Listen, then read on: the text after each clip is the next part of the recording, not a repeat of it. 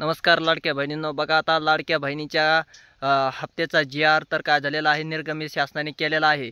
पण जी-आर आल्यानंतर कोण पात्र आहेत कोण अपात्र आहेत त्याचाही महत्त्वाचा मुद्दा आहे. आणि त्याच्यानंतर मग कुणाला हप्ता पडणार आहे, किती दिवसांनी हप्ता पडणार आहे, हे आपण काय करणार आहोत ह्या व्हिडिओमध्ये पाहणार आहोत.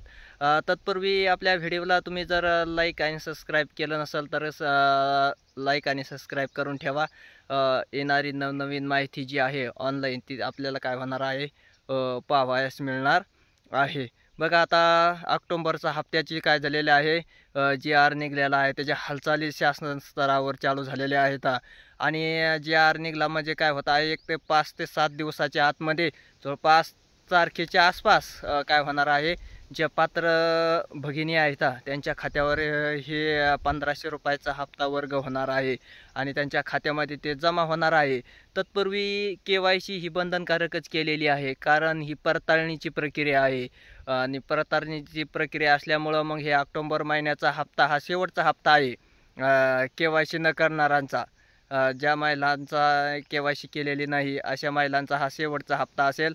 आणि मग त्यांनी काय करायचे आहे, वेळेत KYCची प्रक्रिया आपली पूर्ण करून घ्यायची आहे. KYCची प्रक्रिया जर तुम्ही पूर्ण केली नाही तर येणारा पुढचा हप्ता हा ऑक्टोबरचा येईल, पण पुढच्या हप्त्याला तुम्हाला खूप अडचणी येतील.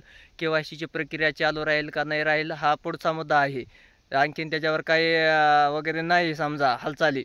पण तत्पूर्वी जे दिलेलं आहे 18 नोव्हेंबर च्या आतमध्ये तुम्ही जी KYCची जी प्रक्रिया आहे ती पूर्ण करून घ्यायची आहे. कारण शासनाने जवळपास 2 महिने उलटून गेले आहे की KYC करा, KYC करा.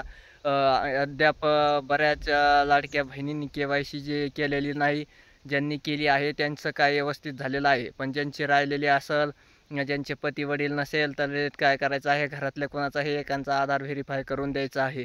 कारण त्यात काय ऑप्शन वगैरे आणखीन तरी सध्या अद्ययावत झालेलं नाही. त्यामुळं संबंधित व्यक्तीचं काय करा द्यायचं टाकून आणि KYC आपली काय करायची आहे, KYCची प्रक्रिया पूर्ण करायची आहे. तुम्ही जर KYCकडे दुर्लक्ष करता तर तुम्हाला हप्ता वगैरे येणार नाही आणि हप्त्यापासून तुम्हाला वंचित राहावं लागेल.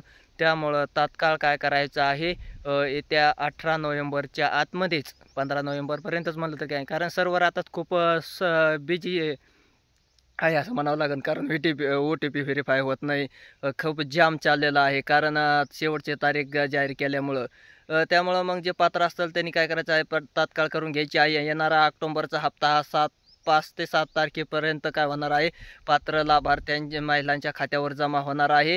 त्यामुळं कोणीही काळजी करायची गरज नाही. ज्यांची KYC असेल नसेल, पण नसणाऱ्यांनी पण काय करायचं आहे, करून घ्यायची आहे. धन्यवाद.